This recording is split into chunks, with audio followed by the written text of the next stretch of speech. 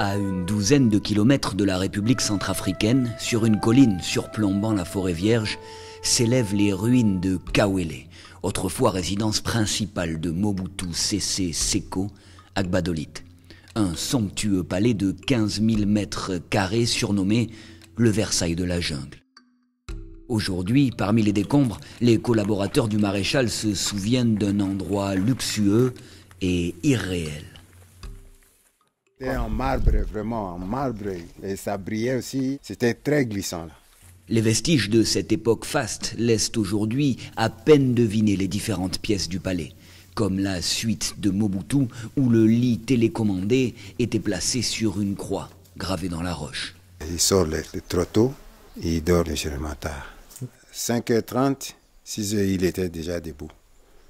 Il sort déjà là. Il commence à téléphoner un peu partout ailleurs là pour écouter ce qui se passe dans le pays.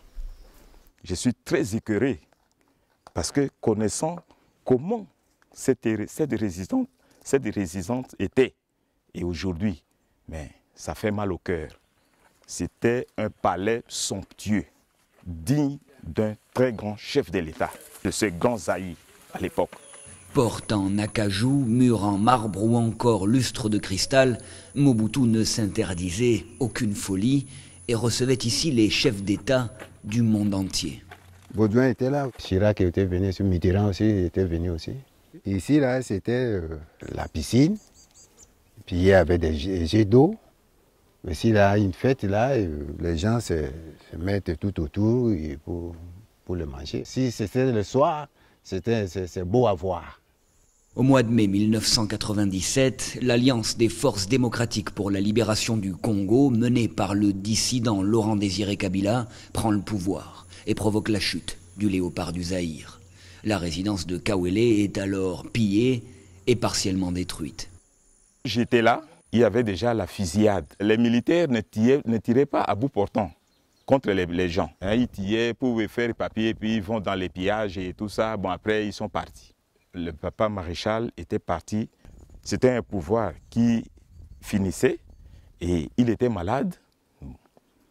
Il y avait un cargo à l'aéroport qu'il avait amené à l'exil. L'aéroport de Gbadolite, fierté de Mobutu, le voyait un beau matin s'envoler pour ne jamais revenir. Aujourd'hui, la tour de contrôle est hors service et les militaires ont pris possession de la pagode chinoise, autrefois réservée aux invités de marque. Dans les années 70, au cœur du règne du léopard, cette piste de 3200 mètres de long accueillait le Concorde sous le regard stupéfait des habitants de la ville.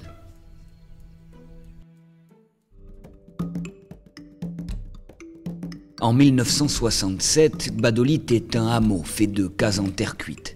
Quelques années après sa prise de pouvoir, Mobutu transforme les lieux. C'est une ville moderne qui sort de terre. Banque, bureau de poste et même une centrale hydroélectrique pour alimenter la région. Un développement anachronique dans cette province coupée du monde. Aujourd'hui, tout à Gbadolite rappelle Mobutu. De nombreux bâtiments, figés dans le temps, témoignent de ces années extravagantes. Les habitants ont aujourd'hui pris possession de plusieurs chantiers stoppés net il y a 21 ans et aujourd'hui désaffectés.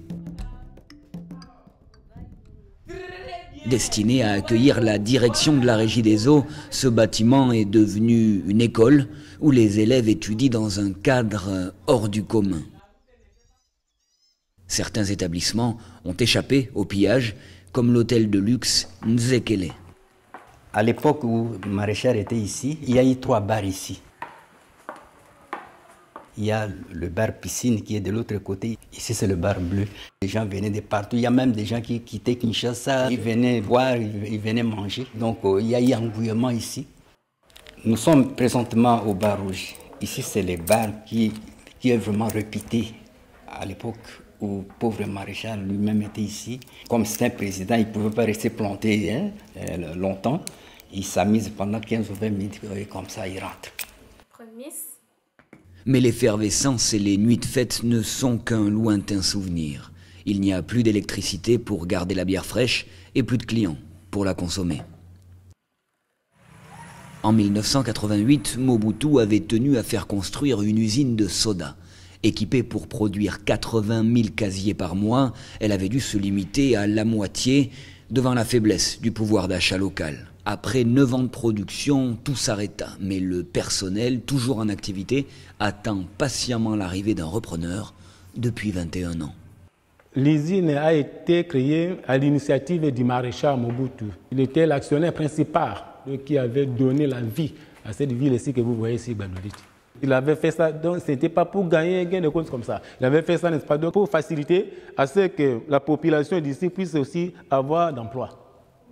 Nous espérons, n'est-ce pas, donc, à une relance quelconque. Nous entendons vraiment à ce qu'il y ait quand même quelqu'un de bonne volonté. Un milliardaire comme ça, qui peut s'intéresser à cela, dans l'idée d'investir, vraiment, il sera le bienvenu ici chez nous. Route bitumée, eau courante, électricité, les habitants de Gbadolite ont touché du doigt les rêves de grandeur du léopard du Zaïre. Ceux qui ont profité de son règne en apparence prospère ont du mal à tourner la page. Mobutu, ce n'est pas n'importe qui. Il mérite un mausolée, il mérite un monument. D'abord enterrés dans cette chapelle, les corps des membres de la famille de Mobutu seront déplacés dans ce cimetière au moment des pillages. 2 de ses fils, mais aussi sa première femme Marie-Antoinette, qui continue d'attendre la dépouille de son mari, toujours au Maroc. Du Congo belge à la RDC d'aujourd'hui, les noms avaient changé avec chaque régime politique. Papa Maréchal, comme l'appellent les Congolais, inspire aujourd'hui une jeune génération d'artistes qui n'étaient à l'époque du Zaïre que des enfants. Il s'appelait Mobutu, et pendant quelques 32 ans, il a régné en roi.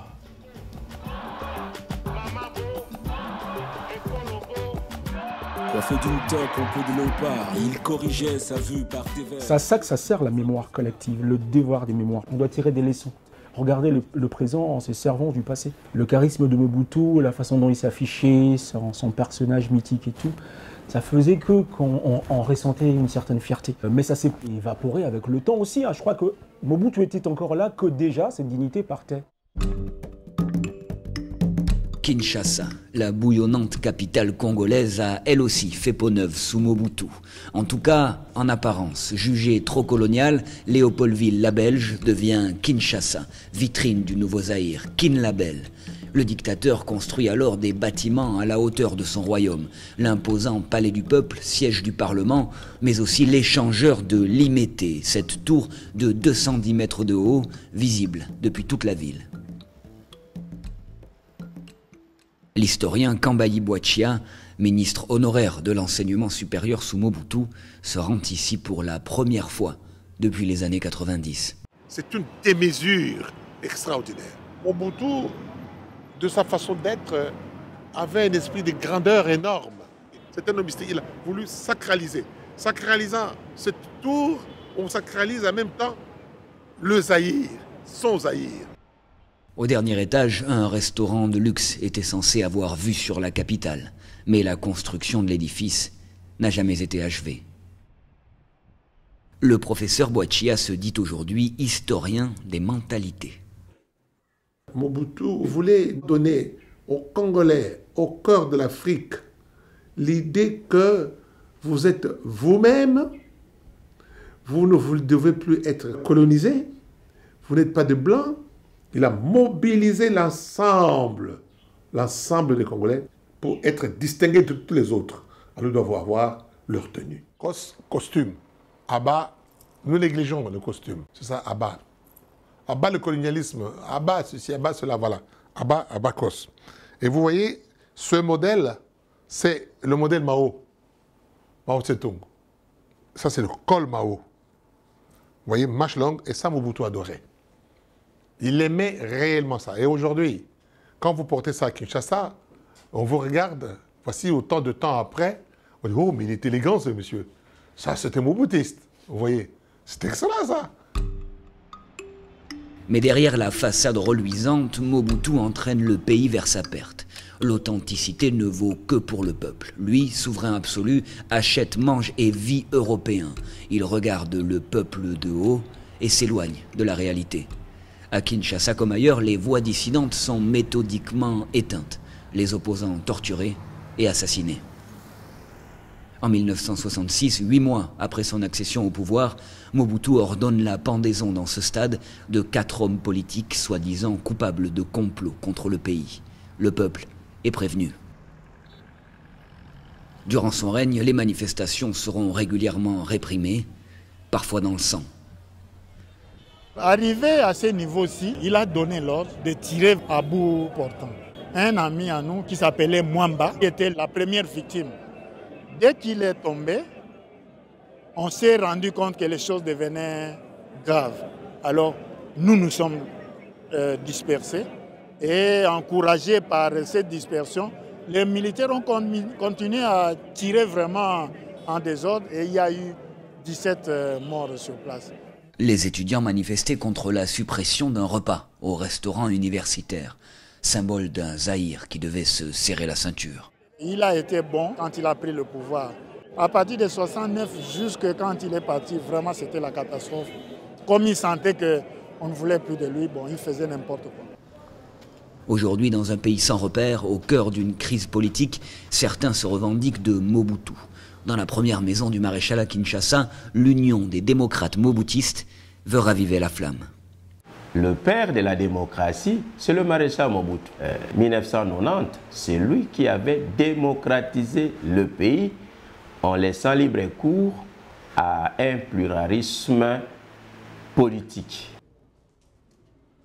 Ici, Mobutu est partout. Sa toque en léopard apparaît sur chaque photo de la belle époque.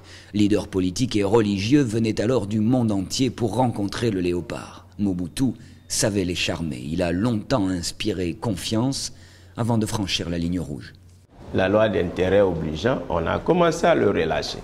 Nous, comme peuple, nous avons senti qu'il avait été abandonné par ceux-là même qui lui comptaient parmi ses amis pendant qu'il était dans les moments très difficiles, la maladie et puis la santé. Considéré comme l'un des plus impitoyables dictateurs du XXe siècle, Mobutu laisse pourtant une image globalement positive en RDC. Un phénomène difficile à comprendre. Le peuple a tendance à épurer l'ancien président face au nouveau.